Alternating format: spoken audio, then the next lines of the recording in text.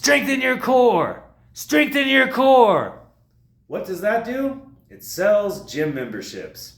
Hi, I'm John Wilson. I'm a certified advanced rolfer in Denver, Colorado, and this is my assistant, Mr. Bones. He'll be helping me today. So let's talk a little bit about the concept of core muscles. What do people mean when they say core? Usually they're talking about the abdominal muscles, of which there are 4. So there's a belief out there that if you strengthen these muscles enough, it'll lend support to your lower back and help you with posture, and all of your problems will go away and you'll look great. So let's talk about each abdominal muscle individually and what effect it might have on posture and support. The first and most external layer is the rectus abdominis. This is what gives us that nice six-pack that everybody's trying to achieve out there. I take off my shirt and show you, but the only six-pack I have is a six-pack of PBR.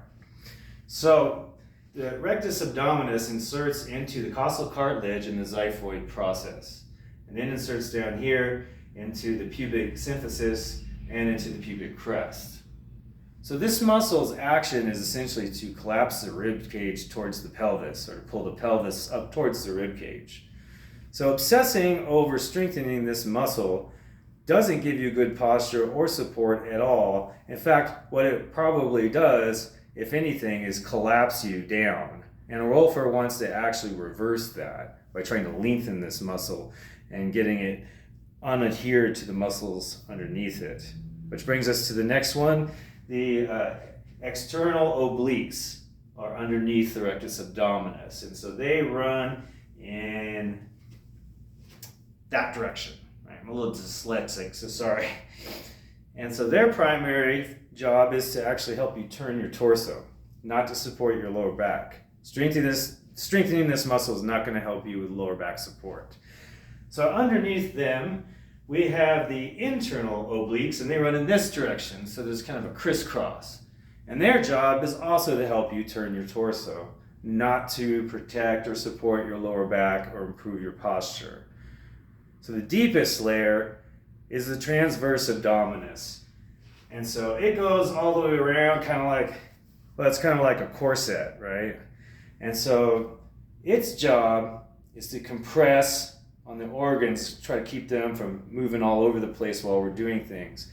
This muscle, this abdominal muscle, the transverse abdominis, its job is to also help support the lower back. This is the only abdominal muscle that you can work on strengthening that will help you to support your lower back. All the other ones will not, so just try to blow that myth straight out of the water.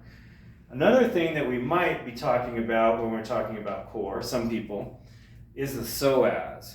Right? So this muscle comes from the top of the leg and it goes all the way up the front of the lumbar vertebrae and even feeds into the connective tissue that feeds into the diaphragm.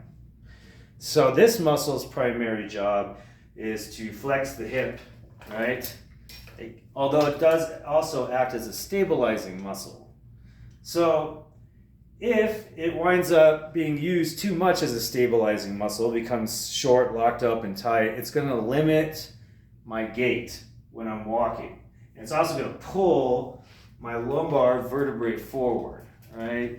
And so we're going to get a lot of drag when we're standing and walking, right? Pulling me forward.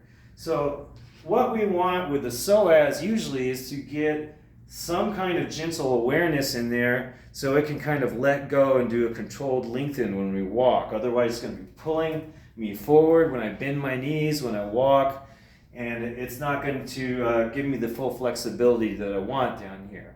So some people might think that they need to strengthen this muscle for some reason, and I've heard it said before, at least at the Rolf Institute, there's no one in the world who needs a tighter, stronger psoas. If anything, what we want is some intelligence, some awareness in this area so it can let go and not be hyper locked up, holding on for dear life, because we have other structures and other muscles in the body whose job it is to stabilize down there, and it should not be the primary stabilizing muscle. So think about this. It's possible to take anything too far. And if you're a fanatic about strengthening your core and you're wondering why you have an exaggerated lumbar lordosis, or you're wondering why you have lower back pain, well, that could be it. The other thing is that, we don't like people to see us with a belly.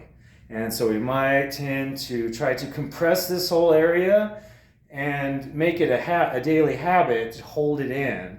So if we do that, not only is it probably going to cause some problems structurally, it's probably going to cause some problems with your digestion and elimination too.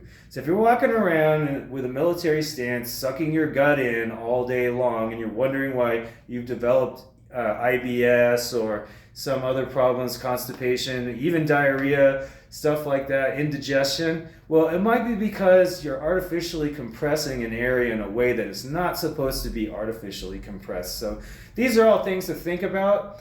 If you want better posture and you want support for your lower back, it's better to go to a professional that can help you achieve that naturally. Of course, I'm biased, but I would say go to a rolfer. One thing you don't want to do is over-exercise certain areas and overdevelop them at the expense of others. And so it's kind of a juggling act. Nature didn't design us to have to do 100, 300 sit-ups and crunches a day in order to have a healthy lower back. I'm quite sure that our ancient ancestors weren't doing that. What kind of exercise did Homo erectus do? Probably just run around chasing animals and trying not to become food from these animals as well, and probably hunting and gathering and things like that. Probably not sit-ups. So think about it. If you do too much unnatural activity, it can have its long-term consequences, and it might not always be apparent. So thank you, like and subscribe down below, and we'll see you next time.